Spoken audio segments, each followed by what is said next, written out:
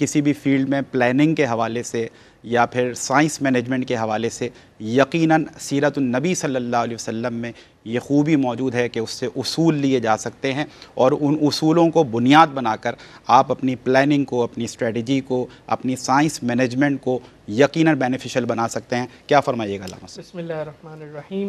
جی سمیر بھائی، کسی بھی چیز کو ایگزیکیوٹ کرنے کے لیے، کسی بھی پلان کو ایگزیکیوٹ کرنے کے لیے اس کی مینجمنٹ اچھی ہونا بڑا ضروری ہے، ٹھیک ہے۔ آپ کو دن بھر کی روٹین کو اگر اچھے انداز سے تکمیل تک پہنچانا ہے تو آپ کی ایک پلاننگ ہونی چاہیے، اور آپ کو اس کو مینج کرنا آنا چاہیے، اور پھر آپ کی ایگزیکیوشن بھی صرف پلان کرنے سے بھی کچھ نہیں ہوگا، ایگزیکیوشن بھی اچھی ہونی چاہیے۔ تو حضور علیہ الصلوۃ والسلام کی ذات گرامی کو تو ہم یہ سمجھتے ہیں کہ آپ کی ذات اور آپ کی شخصیت یہ تاریخ کی کامیاب ترین شخصیت، یعنی کسی نے اتنی جو ہے وہ سکسیسفل لائف گزاری ہی نہیں ہے۔ آپ نے شروع میں مائیکل ہارٹ کا حوالہ دیا، وہ کیا کہتا ہے؟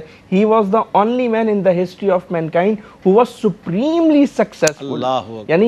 یعنی جہاں پر سپریملی نے کتنا وزن بڑھا دیا، بالکل، یعنی جہاں آ کے کامیابی بھی ماتھا ٹیک دے، ٹھیک ہے نا، کامیابی بھی جن کی بارگاہ میں حاضری دے۔ تو حضور علیہ الصلوۃ والسلام کی تو پوری زندگی اس قدر کامیاب ہے، تو آپ اندازہ کر لیں کہ نبی کریم علیہ الصلوۃ والسلام کی پلاننگ، نبی کریم علیہ الصلوۃ والسلام کی مینجمنٹ کس طرح کی ہوا کرے گی۔ تو اب اگر ہم سیرت النبی صلی اللہ علیہ وسلم کے واقعات کو دیکھیں، چیدہ واقعات کو، تو ہمیں نظر آتا ہے نبی کریم علیہ الصلوۃ والسلام کی پلاننگ کس طرح ہے۔ فار ایگزامپل، ہم 12 سال کی عمر میں آپ دیکھیں حضور علیہ السلام کی ذات کو کہ وہاں آپ بکریاں چرانا شروع کرتے ہیں، اور اس کے پیچھے سوچ کیا تھی؟ ایک احساس ذمہ داری تھا کہ مجھے اپنے چچا کے ساتھ کنٹریبیوٹ کرنا ہے، ٹھیک ہے۔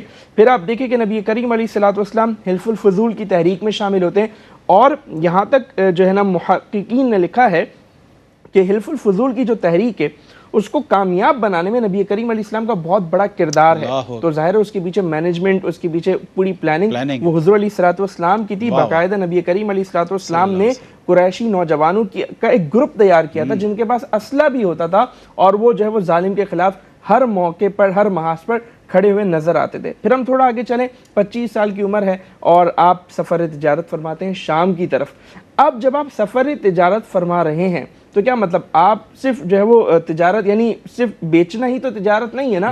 اب آپ مجھے بتائیں، سپلائی چین، انوینٹری مینجمنٹ، یہ ساری چیزیں پورا ایک پروسیس ہے، پورا ایک پروسیس، اور پھر اتنا لمبا سفر۔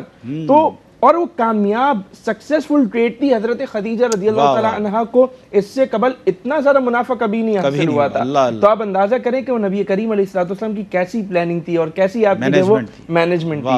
پھر ہم دیکھیں کہ جب آپ پر وحی کا آغاز ہوتا ہے تو آپ کیا کرتے ہیں؟ سب سے پہلے آپ خفیہ تبلیغ فرماتے ہیں نا۔ اچھا، خفیہ تبلیغ میں بھی آپ کی پلاننگ دیکھیں کہ آپ ان لوگوں کا انتخاب فرماتے ہیں جو آپ کی دعوت کو فوراً قبول کرتے ہیں، اور وہ پھر آگے اس پیغام کو اسی اسپرٹ کے ساتھ جو ہے وہ پریچ کرتے ہیں اور پہنچاتے ہیں، یعنی جو سب سے زیادہ قریب ہے، سب سے پہلے حضور نے ان کو یہ پیغام، بالکل ایسا ہی ہے۔ اور وہ مطلب نبی کریم علیہ الصلوۃ والسلام کی دور اندیشی تھی نا، آپ جانتے تھے کہ یہ رازدان بھی رہیں گے اور یہ میرے پیغام کو آگے پہنچانے میں معاون اور مددگار بھی ثابت ہوں گے۔ اور پھر آپ دیکھیں کہ ہجرت حبشہ کی اجازت دینا مسلمانوں کو ایک رائٹ ٹائم پہ، پھر آپ دیکھیں کہ نبی کریم علیہ الصلوۃ والسلام کا خود مدینہ ہجرت فرمانا ایک رائٹ ٹائم پہ، اور وہاں جا کے مطلب جس طرح آپ نے ریاست مدینہ کی بنیاد رکھی ہے، جس طرح آپ نے میثاق مدینہ کا جو یہودیوں کے ساتھ ایک معاملہ تھا، پورا ایک ایگریمنٹ تھا، بلکہ کانسٹیٹیوشن جس طرح بنایا ہے، ڈیزائن کیا ہے، وہ ساری آپ کی مینجمنٹ اسکلز کا منہ بولتا ثبوت ہے۔ پھر غزوات کو جب آپ دیکھیں گے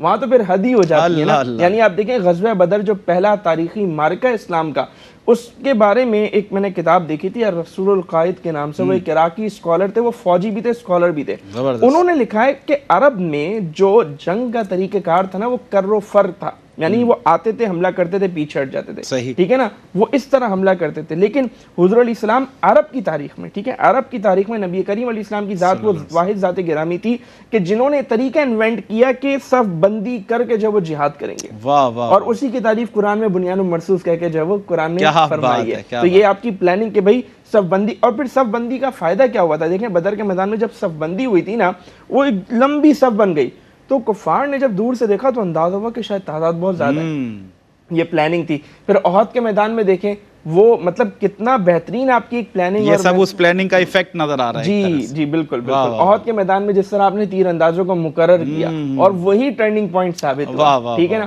پھر خندق کے میدان میں رائٹ ٹائم پہ جو ہے نا ایک رائٹ ڈیسیجن لینا، حضرت سلمان فارسی کے مشورے کو ایکسیپٹ کرنا، اس کو ایکنالج کرنا اور پھر اس کو جو ہے وہ واقعتاً اس کو ایگزیکیوٹ کرنا اچھے انداز میں، تو یہ نبی کریم علیہ الصلوۃ والسلام کی پلاننگ ہے۔ پھر حدیبیہ کا موقع کہ جہاں صحابہ کرام سمجھ رہے ہیں کہ آج تو گویا مسلمانوں کی ناک خاک آلود ہو گئی، لیکن پھر کیا ہوا، قرآن نے بیان کیا اور پھر وقت نے دیکھا کہ واقعی وہ انا فتحنا لک فتحا مبینا، وہ واضح فتح تھی۔ پھر جو ہے نا فتح مکہ، وہ شکست نہیں تھی، وہ پھر فتح کا جو آغاز تھا یا فتح کی ایک نشاندہی ہو گئی تھی اس سے۔ بالکل ایسا ہی ہے، بالکل ایسا ہی۔ اور پھر خطبہ حجۃ الوداع کے موقع پر نبی کریم علیہ الصلوۃ والسلام خود یہ اعلان فرماتے ہیں الا کل شیء من امر الجاہلیت تحت قدمی، کہ جاہلیت کے تمام امور آج میں نے اپنے پاؤں تلے جو ہے وہ رون ڈالے۔ تو یہ کامیابی کا اعلان تھا، اور یہ کامیابی کا اعلان بتا رہا ہے کہ نبی کریم علیہ الصلوۃ والسلام کی پوری دعوت وہ کس طرح جو ہے وہ سکسیسفل تھی، اور اس میں کیا خوبصورت پلاننگ اور کس طرح خوبصورت وہ مینجمنٹ کے ساتھ نبی کریم علیہ السلام نے